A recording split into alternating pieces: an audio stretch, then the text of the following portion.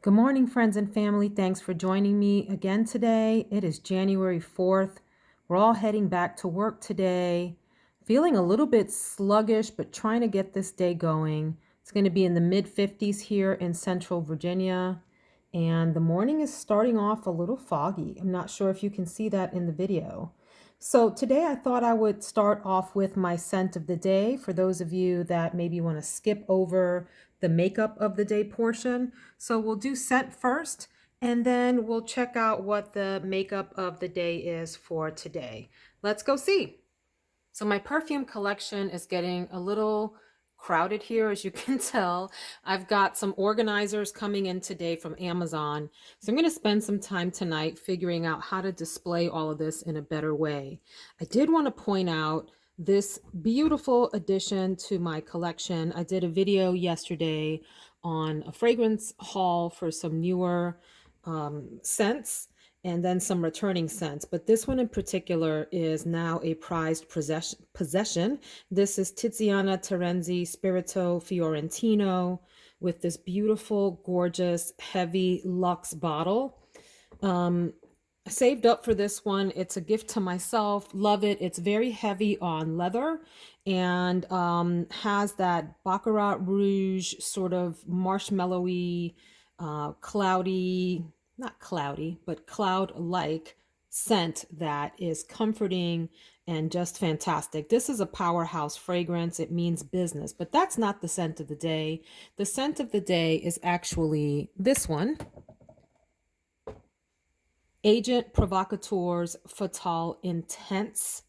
This is considered to be very similar to Alien by Mugler. I'm not sure that I picked that up, but I keep wanting to. I do love this really gorgeous bottle. You can find this very affordably on online retailers like FragranceNet and so forth. And this is considered a soft, spicy vanilla scent with some sweet and fruity notes as well. I've had this for a while. I've had an opportunity to wear it multiple times. It has top notes of licorice, dewberry, and chili pepper, interestingly.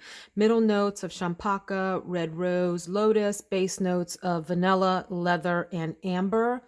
Here's what I think about this. You can see that I've made a little bit of a dent in here. I like this. This is a very light scent. It sits to me close to the skin.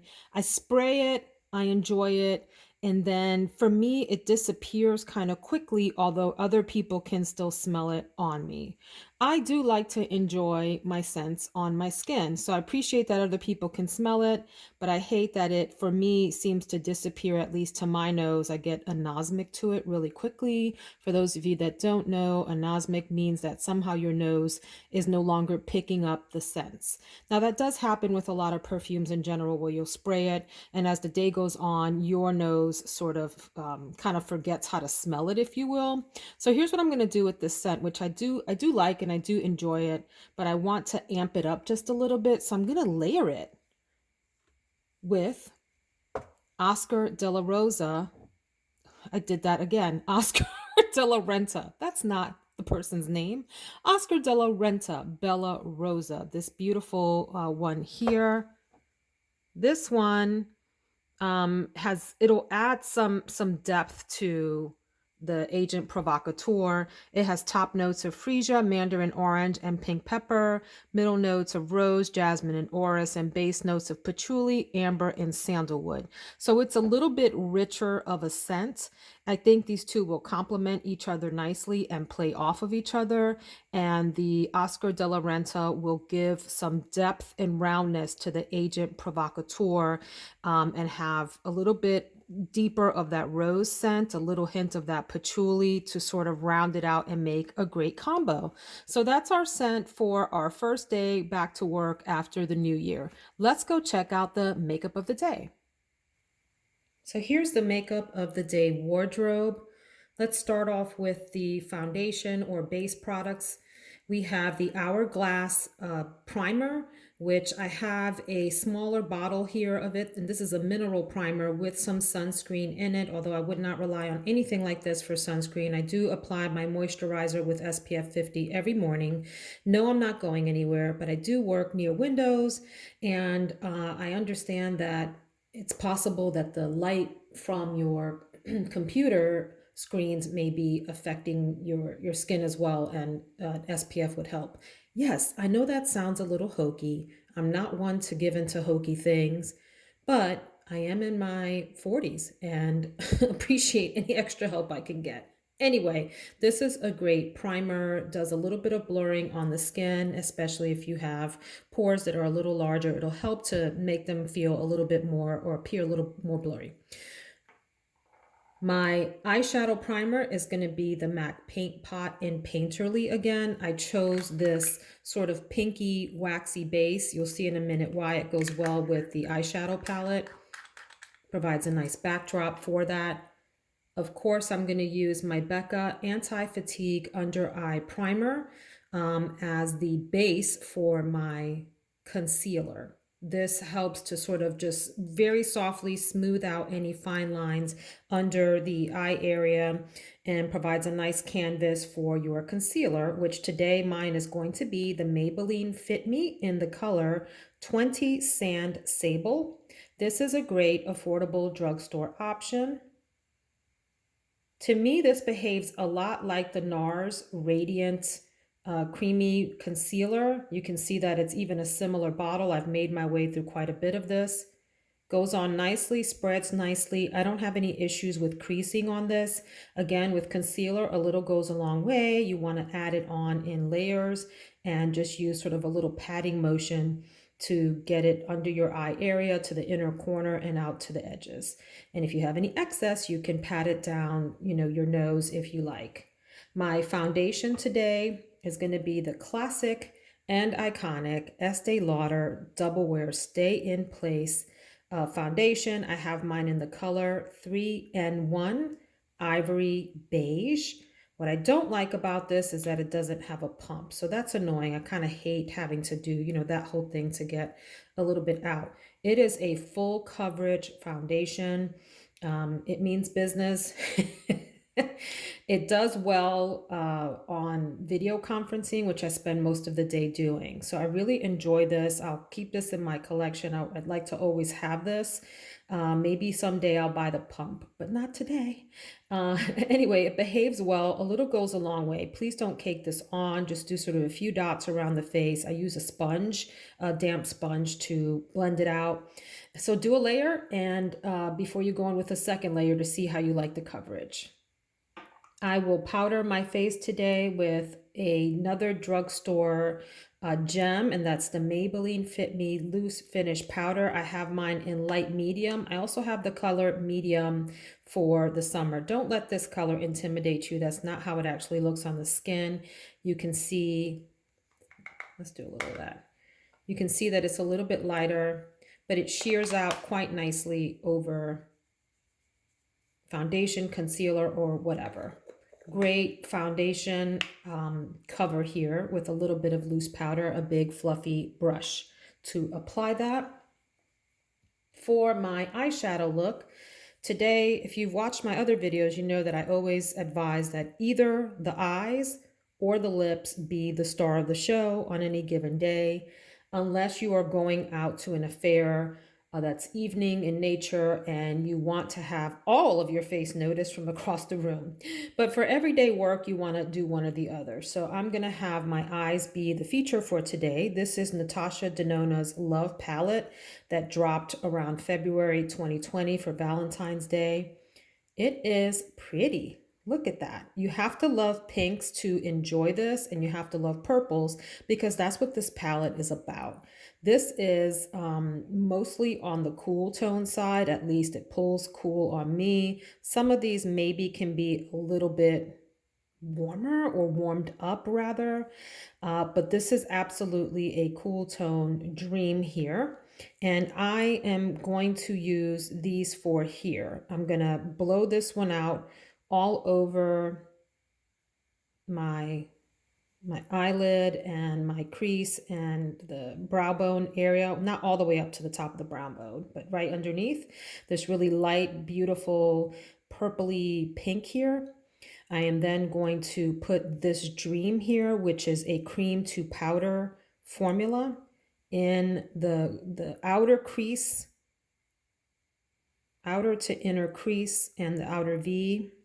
Okay, and then a little bit of this blind, not too much because then you'll look like an obnoxious clown on your videos, but a little bit of that on the center of the eyelid for a little emphasis, a little zhuzh. And then I'm going to use this Commitment, which is another cream to powder formula for my eyeliner. I'm going to use a little pencil, not pencil, a little smudger brush like one of these, to line my lower lids and a little bit of the outer upper lid as well, and give it some depth. So that's my eyeshadow look for the day, Natasha Denona Love Palette. Then I brought this one out that hasn't gotten a lot of love. This is Tarte's Clay Play Volume 2. There's an original, I think that's mostly matte formulas. This one has some shimmers in it. I don't play with this nearly as much as it deserves. It is quite a nice palette. In fact, I bought this to travel with because it has your eyeshadows up here. It has a shimmer sort of highlight here that you can use either on your eyelids or as a highlighter for your cheekbones and so forth. It has this really pretty blush here called Desert. That's sort of a nice neutral pink leaning cool. And then this gorgeous, gorgeous terracotta bronzer that you can use as eyeshadow. You can use it as blush. You can use it as to line sort of your, or blow out your lower lid look. Really pretty. So anyway, I will use the blush out of this, and I will use this to do some sculpting around my nose area, the sides of my nose and the hollows of my cheek, and to toast the edges of my face. So that's Tarte Clay Play. Great palette. Doesn't get nearly the love that it should. If I remember, I'm going to use Revlon Skin Lights Daybreak Glimmer. This is a highlighter, and the reason that I chose this is because it's on the cooler side, but still has enough warmth that it doesn't lean like white or blue or violet in color as a highlighter. So for me, because I am medium skin tone, I look best in browns and bronzes and those kinds of colors, but I do occasionally enjoy a cool look like this, and this highlighter will go well with this palette. It won't compete with it, and it'll stay, it'll play well with the cooler colors without completely sort of washing me out into like a silvery violet look. So Revlon Skin Lights, nice drugstore alternative to, it's not an alternative, great drugstore highlighter, period, end of story. My mascara for the day will be this MAC one. Quick note about mascara and a tip that I learned recently. You know, all the brushes are different, so you have to sort of play around and see which one works best for your eye shape. I like using different kinds of brushes, but what I really have learned to do with my mascara is to put it near the base of my eyelashes, and rather than stroking up while my eyelids are open, I will close, like almost blink onto it. So I'll keep the brush stationary and kind of blink my eyelashes down through the fibers.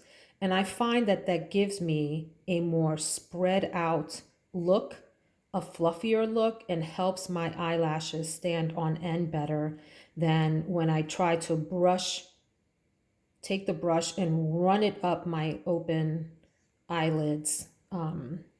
It works better to sort of blink onto it, if that makes sense. And I will, for my eyebrows, go ahead and do a little bit of sculpting, filling in the inner edges a little bit for some volume with my Precisely My Brow pencil from Benefit. I have mine in the color 3.5, which is a nice dark brown color.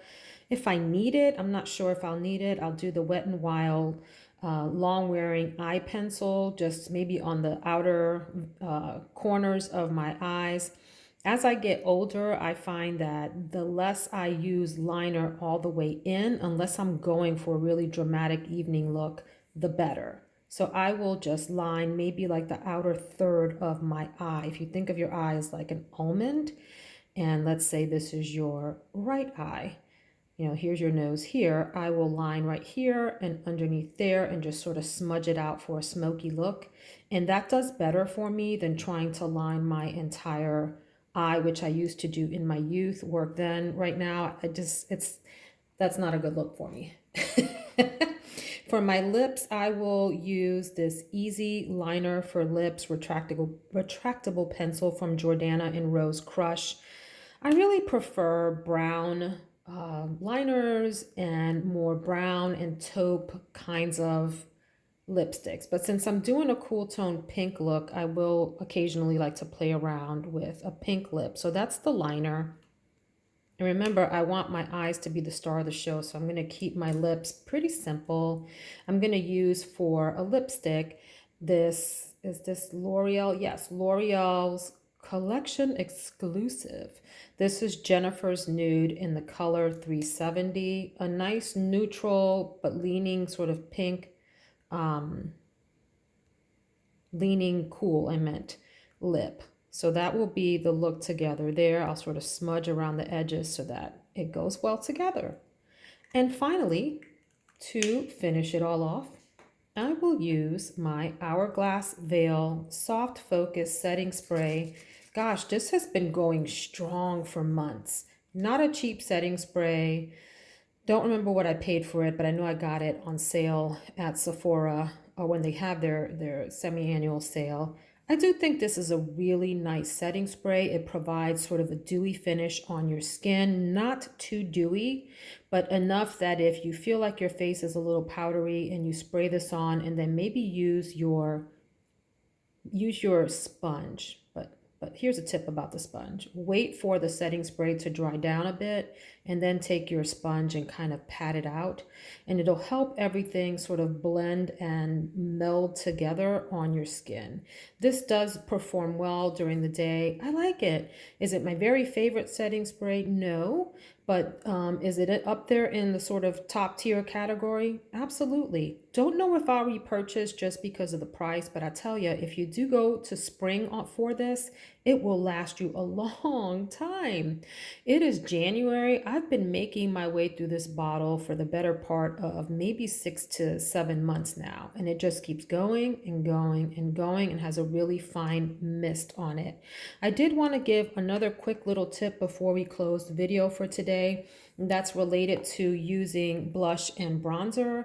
For your blush, I find that taking a brush like the same brush that you use for your blush, and really lightly, ever so lightly, running that through your eye look. So sort of in the crease to upper area of your eye. Don't pat it back in. Just take whatever's left over after you do your blush and kind of do a quick pass on your eyes. It helps to tie the whole look together. I also want to say the same for your bronzer. I do better, my face looks better if my look has some brown tones in it somewhere, even if it's a cool look. And so I will take my bronzer brush here and again, just sort of pinch it once I'm done bronzing or whatever and run it sort of in the crease area really lightly. And it's so subtle, but makes such a big difference to tie your whole face together and make it look like you meant to look however you look. It brings it all together. So those are my tips for the day. Thanks for joining me. If you enjoyed the video, I hope that you will like. And if you haven't subscribed, I hope you'll do that so we can see you next time and you'll see my videos in your news feed. Have a wonderful, wonderful January 4th. Go rock your first work day of the new year.